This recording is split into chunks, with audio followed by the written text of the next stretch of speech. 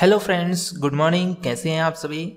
आज इस वीडियो में हम सीखेंगे बीए फर्स्ट ईयर में इतिहास फर्स्ट की इकाई के कुछ महत्वपूर्ण क्वेश्चंस जो एग्जाम में आने वाले हैं।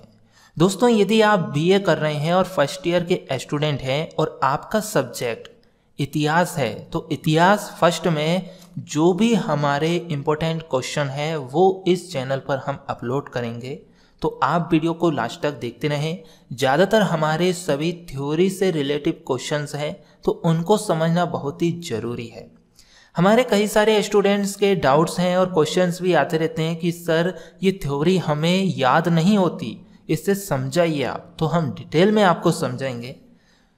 तो फर्स्ट क्वेश्चन है हमारा इतिहास फर्स्ट में इकाई फर्स्ट का, इतिहास की अवधारणा को समझाते हुए इतिहास की भारतीय एवं यूनानी रोमन अवधारणा पर प्रकाश डालिए। इसके अथवा में एक और क्वेश्चन बनता है इतिहास की विभिन्न अवधारणाओं पर प्रकाश डालिए। और इसके अथवा में भी एक और क्वेश्चन आ जाता है कभी कभी, इतिहास की अवधारणा बताते हुए इसके महत्व को बताइए। तो ये तो हमारा क्वेश्चन हो गया। अब इसके आंसर को हम देखते हैं। आंसर है हमारा, इतिहास को सामाजिक विज्ञान का मूल स्रोत माना जाता है। इतिहास को क्या माना जाता है? विज्ञान का मूल स्रोत। इतिहास को लेकर कई तरह की अवधारणाएं भी प्रचलित हैं। सही अर्थों में इतिहास न तो मात्र ऐतिहासिक स्रोतों, अभिलेखों, संस्मरणों में वर्णित घटनाओं का विवरण होता है और न अतीत व वर्तमान के बीच का अनवरत परिसंवाद होता है। इतिहास की अधिकांश घटनाओं के मूल में मानव ही हेतु रहा है। सामान्य तौर पर यदि बात करें हम इतिहासकार की, तो इतिहासकार द्वारा अतीत की घटनाओं का गहन अध्ययन करके मानवीय मस्तिष्क को समझना ही इतिहास है। क्या है? इतिहास द्वारा अतीत की घटनाओं का गहन अध्ययन करके मानवीय मस्तिष्क को समझना ही इतिहास है। कुछ प्रमुख इतिहासकारों के अनुसार इतिहास की परिभाषा इस प्रकार की गई, जिनमें सबने अपने अपने अलग अलग मत दिए। जैसे कि चार्ल्स फर्थ के अनुसार इन्होंने अपनी कुछ अलग परिभाषा दी, और भी कई इतिहासकार रहे, उन्होंने अपनी परिभाषा दी। इतिहास मानवीय सामाजिक जीवन का एक अभिन्न अंग है। इतिहास की कुछ प्रमुख अवधारणाएं भी हैं, जैसे कि इसका उद्देश्य सामाजिक परिवर्तनों को प्रभावित करने वाले उन सक्रिय विचारों का अन्वेषण है जो समाज के विकास में वादक अथवा सहायक सिद्ध हुए हैं। इन सभी तथ्यों का उल्लेख इतिहास में होना चाहिए। कलिंगवुड संपूर्ण इतिहास को विचार द्वारा इतिहास मानते हैं, तो G.R. एल्टन इतिहास की परिभाषा अतीत तथा वर्तमान के बीच सेतु के रूप में करते हैं। A.H. कार के अनुसार की बात करें तो इन्होंने प्रत्येक इतिहास विचार का इतिहास समझाया है और इतिहासकार के मन में उन विचारों का पुनर्निर्माण होता है जिनका इतिहास के अंतर्गत वह अध्ययन करता है।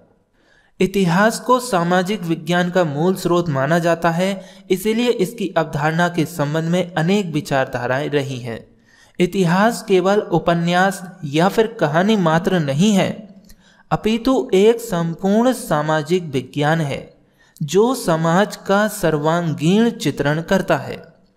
इतिहास केवल मानवीय कार्यों का वर्णन मात्र भी नहीं है, अपितु उन नियमों का संग्रह है जिनके परिणाम स्वरूप प्रगति, विकास और पतन का संभव होता है। क्या कह रहे हैं यहाँ पर कि इतिहास केवल मानवीय कार्यों का वर्णन मात्र भी नहीं है, अपितु उन नियमों का संग्रह है जिनके परिणाम स्वरूप प्रगति, विकास और पतन संभव होता है।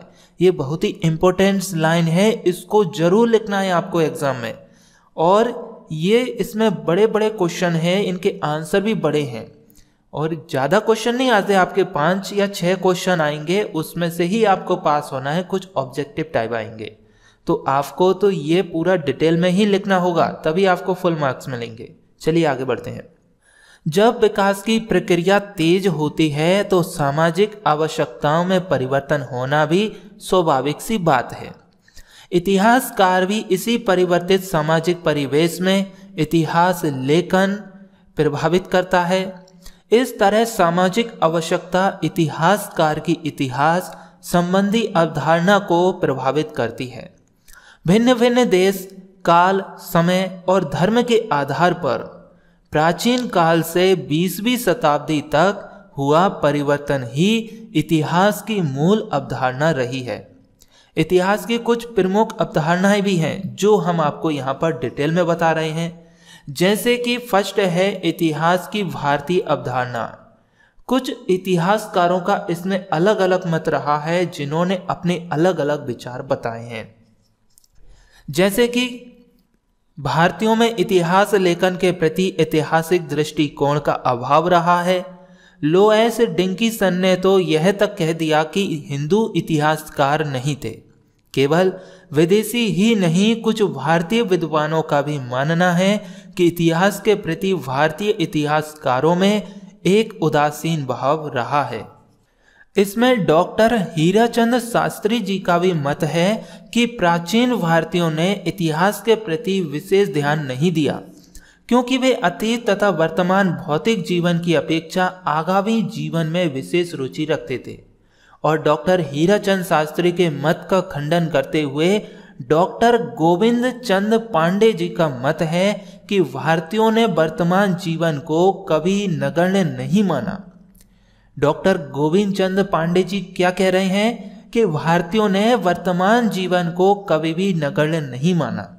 इतिहास कर्म प्रधान रहा तो भारत भी सदैव महापुरुषों की कर्म भूमि भी रहा है।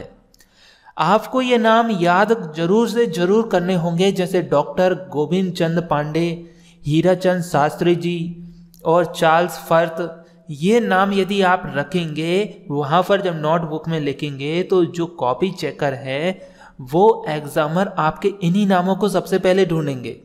यदि आपने नामों को हाईलाइट करके थोड़ा लिख दिया ना तो आपका काम बन गया, आपको फुल मार्क्स मिल जाएंगे।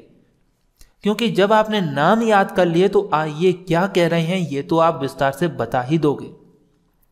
आगे बढ़ते हैं। विदेशी विद्वानों की यह धारणा थी कि भारत में इतिहास लेखन के प्रति उदासीनता रही, इसीलिए सत्यता से दूर दिखाई देती है।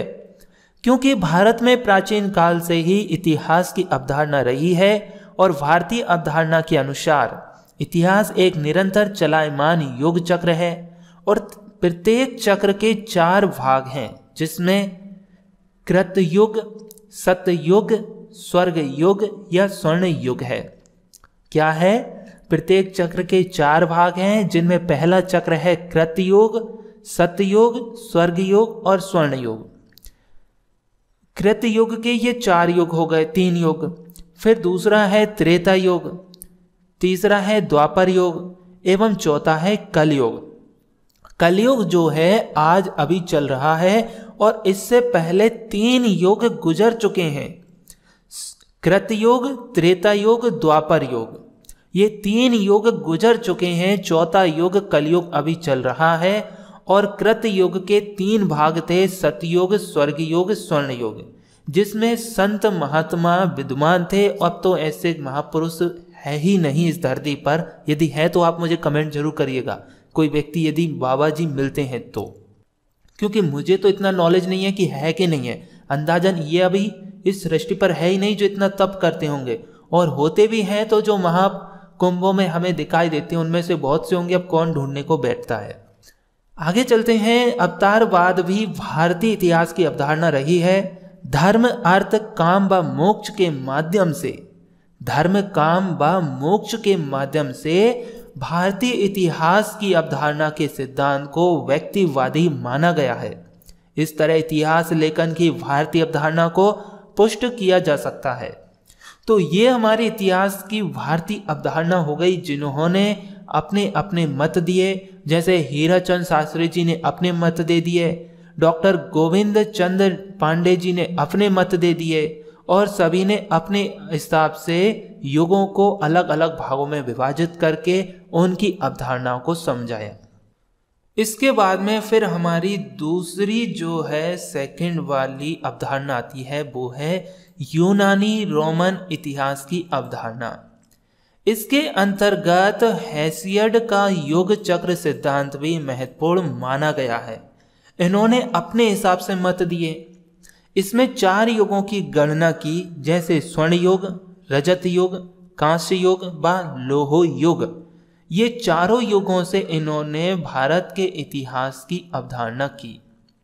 यूनानी अवधारणा के अनुसार इतिहास केवल धर्म पर आधारित कथा नहीं है, बल्कि एक शोध है जिसका उद्देश्य महत्वपूर्ण प्रश्नों का उत्तर प्राप्त करना है। क्या कहा इन्होंने? इतिहास केवल धर्म पर आधारित कथा नहीं है कि आप कथा वांचते चलो, ये नहीं है, बल्कि एक शोध है, रिसर्च है, जिसका उद्देश्य महत्वपूर्ण क्या है? प्रश्नों का उत्तर प्राप्त करना। यह अवधारणा मानववादी मानी गई है। इसी मत के समर्थन में कलिंग बुद्ध ने कुछ लिखा है। क्या लिखा है कलिंग बुद्ध ने? उनके इतिहास लेखन का एकमात्र उद्देश्य भावी पीढ़ी के लिए अतीत में मानवीय कार्यों को सुरक्षित रखना था। रोमन इतिहासकार पॉलिबियंस ने अतीत के अध्ययन को चरित्र सुधार के लिए आवश्यक व उपयुक्त बताया है। लिवी की इतिहास अवधारणा भी नैतिकता की प्रधानता वाली थी। क्या थी? रोमन इतिहासकार पॉलिबियंस के अतीत ने अध्ययन को चरित्र सुधार के लिए आवश्यक व उपयुक्त बताया। लिवी की इतिहास अवधारणा भी नैतिकता की प्रधानता वाली थी।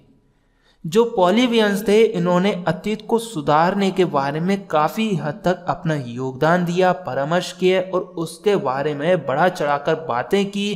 कुछ ऐसी अवधारणाएं भी सामने लेकर आए जिनसे लोगों को जागरूकता हो कि वाकई में ये रियलिटी है। फिर तीसरी हमारी जो अवधारणा है वो है धार्मिक अवधारणा, जो धर्म पर आधारित थी। इतिहास लेखकों ने प्रत्येक युग में धर्म में प्रभावित करता रहा है। विभिन्न धर्मों के अनुसार इतिहास की अवधारणा निम्नलिखित थी, जैसे कि पहली है पारसी अवधारणा, दूसरी थी यहूदी अवधारणा और तीसरी थी इस्लामी अवधारणा, चौथी थी ईसाई अवधारणा और पांचवी थी हिंदू धर्म की अवधारणा। ये 5 ऐसी अवधारणाएं थी जो धार्मिक अवधारणा के अंदर आती है। आप चाहे तो इनको शॉर्ट फॉर्म में भी यहीं तक छोड़ सकते हैं और चाहे तो थोड़ा थोड़ा 1-2 लाइन इनके बारे में लिख दीजिए, आपको बुक में भी मिल जाएगा, 2020 आती उसमें भी मिल जाएगा। तो इसके बारे में थोड़ा थोड़ा डिटेल में बता दोगे तो और इम्प्रेशन आपका जम जाएगा और क्वेश्चन थोड़ा डीपली हो जाएगा। तो इसके बारे में थोड़ा सा हम समझा देते हैं पारसी अवधारणा जो है इसके बारे में, ठीक है। पारसी जो अवधारणा थी इसको ज्यादातर व्यक्त किया है ज़रथुस्त्र ने। ज़रथुस्त्र थे, उनके अनुसार इतिहास से आश्य सद और असद के बीच निरंतर संघर्ष रहा है तथा अंत में सद की विजय इतिहास का चरम लक्ष्य था। सद मतलब कि सत्य था और असद मतलब कि असत्य था। सत्य असत्य तो हम आज बोलने लगे हैं, लेकिन सद असद ही था जो पहले लोग इस पर विचार विमर्श काफी हद तक किया करते थे। इसके बारे में किसने बताया? ज़रथुस्त्र इन्होंने बताया। यदि आप ये नाम याद कर लेंगे तो इसकी थोड़ी सी डिटेल दे दीजिएगा तो आपका काम बन जाएगा। फिर दूसरी जो अवधारणा थी वो यहूदी अवधारणा थी। इसके बारे में थोड़ा सा समझ लेते हैं। इतिहास अतीत की घटनाओं का वर्णन नहीं है, यह यहाँ पर यह व्यक्त तरीके से किया गया। यह एक ईश्वरीय की इच्छा की अभिव्यक्ति है, क्योंकि ये ईश्वर को ही सृष्टि का कर्ता मानते हैं। इस अवधारणा के अंतर्गत इतिहासकारों की यही धारणा रही है। यहूदी अवधारणा में लोग क्या कहते थे कि जो भी यहाँ पर घटित हो रहा है, जो जीव जंतु है, जैसा माहौल है, जो हो चुका है, जो होने वाला है, वो सब ईश्वरीय घटना है। सबको ईश्वर ने रचा है, ईश्वर ही उठा लेता है और सब ईश्वर ही करवा लेता है। ऐसी अवधारणाएं यहूदी अवधारणा के अंतर्गत आती गई। तीसरी अवधारणा थी इस्लामी अवधारणा। तो इसके अनुसार इतिहास प्रकाश की ज्योति तथा अंधकार की गहनता के बीच का निरंतर संघर्ष रहा है। इन्होंने कई सारे शोध भी किए और इसके अंतर्गत कई सारी ऐसी बातें भी बाहर आई उभर कर, जिनमें लोगों ने भी जाना और समझा कि ज्योति तथा अंधकार की गहनता के बीच का जो परिवर्तन है, अंतर है, उसमें कहाँ तक कितना अच्छा कितना गलत है, सब शोध किए गए और एक प्रकार से संघर्ष चलता रहा। तीसरी अवधारणा थी ईसाई अवधारणा। अधिकांशतः लोग ईसाई इतिहासकारों की दृष्टि में संपूर्ण जगत प्रभु यीशु की लीला है। वे इतिहास की अवधारणा को विश्वव्यापी, देव प्रधान, चमत्कारपूर्ण तथा युग परक मानते हैं। यीशु जो हैं उनके बारे में विस्तार से आपको अभी टीवी सीरियल पर भी देखने को मिल जाएगा। एक विस्तार से बताया गया है मोटा मोटा उनके बारे में कि किस तरीके से ईसाई अवधारणाएं थी जो उन्होंने यीशु ने खत्म कर दी थी। लोगों को अंधविश्वास से बाहर निकाला था यीशु ने। अगली अवधारणा है हिंदू धर्म की अवधारणा। इतिहास की हिंदू धर्म की अवधारणा में अवतारवाद और धर्म, अर्थ, काम, मोक्ष अर्थात पुरुषार्थ को इतिहास की अवधारणा माना गया है। यहाँ पर इस अवधारणा के अंदर धर्म भी मौजूद था, अर्थ भी था, काम भी था, मोक्ष भी था, जो पुरुषार्थ को उजागर कर दे, पुरुषार्थ को मजबूत बना दे। ऐसी अवधारणा हिंदू अवधारणा के अंतर्गत थी, जिस पर कई सारे अलग अलग इतिहासकारों ने अपने अपने शोध प्रकट किए। ठीक है, फिर इसके बाद में हमारी चौथी अवधारणा आती है आधुनिक काल में इतिहास की अवधारणा। मध्ययुगीन ईश्वरवादी या धर्मवादी युग के बाद आधुनिक युग में मानववादी विचारधारा का सूत्रपात हुआ है। इसीलिए आधुनिक युग में इतिहास की अवधारणा प्रवृत्ति मूलक न होकर व्यक्ति मूलक बन गई। इस युग में धर्म के स्थान पर राजनीति प्रमुख आधार बन गई। आधुनिक युग में बुद्धिवादी, विधातापूर्ण व दर्शन प्रदान के रूप में इतिहास की अवधारणा विकसित हुई। फिर इसके बाद में अगली अवधारणा आती है पांचवी, बुद्धिवादी युग में इतिहास की अवधारणा। इस अवधारणा के अंदर बुद्धिमानों ने कई सारे शोध किए और अपनी अपनी इतिहास में उन्होंने अवधारणाएं प्रकट की। 18वीं सदी के प्रारंभ से ही विचारों में महान परिवर्तन होने लगा। सब अपने अपने मत देने लगे। इस समय गैलीलियो और न्यूटन ने विचारों की क्रांति को गति प्रदान की। इस युग में हुई वैज्ञानिक प्रगति ने भी इतिहास की अवधारणा को नवीन दिशा प्रदान की। वैसे तो बहुत से इतिहासकार थे, साइंटिस्ट भी थे, लेकिन उसमें जो महत्वपूर्ण थे वो थे दो ही लोग, गैलीलियो और न्यूटन। इन्होंने बहुत अधिक अपना महत्वपूर्ण योगदान दिया, जिससे यह बुद्धिवादी युग में इतिहास की अवधारणा समझी गई। इन्होंने अपने माइंड का इस्तेमाल करके कई सारे शोध किए, लोगों को जागरूक किया और इतिहास के बारे में कई सारी बातें बताई और इन्होंने अपने इतिहासकारों में भी लिखा, तो ये फेमस हो गए। अगली 6वें नंबर की हमारी अवधारणा आती है रोमांटिक युग में इतिहास की अवधारणा। इस युग के इतिहासकारों एवं विचारकारकों ने इतिहास को समष्टि प्रधान माना है, व्यक्ति प्रधान नहीं। इस युग की अवधारणा में मनुष्य को इतिहास का कर्ता नहीं बल्कि उपकरण या उपज माना गया है। देखिए कितनी अच्छी और सुंदर लाइन बताई है इन्होंने। इस युग के इतिहासकारों एवं विचारकारकों ने इतिहास को समष्टि प्रधान माना है, व्यक्ति प्रधान नहीं है। इस युग की अवधारणा में मनुष्य को इतिहास का कर्ता नहीं बल्कि उपकरण या उपज माना गया है। अगली 7वें नंबर की अवधारणा थी 19वीं एवं 20वीं शताब्दी की अवधारणा। इस युग में इतिहास लेखन और चिंतन धर्मनिरपेक्षता, उपदेशात्मक और दार्शनिक विचारों से संपूर्ण रहा है। इस युग में इतिहास की आर्थिक अवधारणा को विश्व बंधुत्व की धारणा के साथ जोड़ा गया है। इस युग के इतिहासकारों ने सार्वभौमिक राज्य की अवधारणा को मानकर विश्व राज्य की कल्पना भी की। इस आधार पर यह कह सकते हैं कि मानव इतिहास निरंतर अकुशल से कुशल की ओर प्रगति करता रहा है और विद्वानों ने हर युग में इतिहास लेखन की आवश्यकता का अनुभव भी किया है। विकास क्रम के दौरान सामाजिक आवश्यकताओं में परिवर्तन होना भी बहुत स्वाभाविक बात है। इतिहासकार इन्हीं सामाजिक आवश्यकता इतिहासकार की इतिहास संबंधी अवधारणा को प्रभावित करते हैं। प्राचीन काल से लेकर 20वीं शताब्दी तक परिवर्तन ही इतिहास की अवधारणा को प्रकट करती है। तो इस तरीके से ये अवधारणाएं प्रकट हुई, सभी ने अपने अपने मत दिए, जिसके मत फेमस हो गए वो भी फेमस हो गए, उनके नाम किताबों में छप गए। तो ये 7 अवधारणाएं आपको यहाँ पर नोट करनी है, लिखनी है एग्जाम में। और तीसरे नंबर की जो अवधारणा है धार्मिक अवधारणा, उस अवधारणा के 5 पॉइंट हैं, तो उनको भी थोड़ा थोड़ा डिटेल में आप विस्तार से बता दीजिए, तो आपको फुल में से फुल मार्क्स मिलेंगे। इस क्वेश्चन का आंसर आपको बुक में मिल जाएगा। हम आपको यहाँ पर डिटेल में समझा रहे थे ताकि आपको अच्छे से याद हो जाए। आपको ये वीडियो कैसी लगी लाइक और शेयर करें। आपके क्या डाउट्स हैं, कौन से क्वेश्चन आप हमारे माध्यम से समझना चाहते हैं, वो हमें कमेंट करिए, इकाई बता दीजिए, क्वेश्चन बता दीजिए, ताकि हम उसके बारे में आपको विस्तार से बता सकें। और हमारे चैनल को सब्सक्राइब करें, घंटी के जो बेल आइकन है उसको जरूर प्रेस करें, ताकि आपको एजुकेशन से रिलेटिव आगे की और भी वीडियोस मिल सके समय समय पर। आई होप कि ये वीडियो पसंद आई होगी। मिलते हैं अगली वीडियो में, तब तक के लिए नमस्कार, धन्यवाद, टेक केयर, बाय बाय।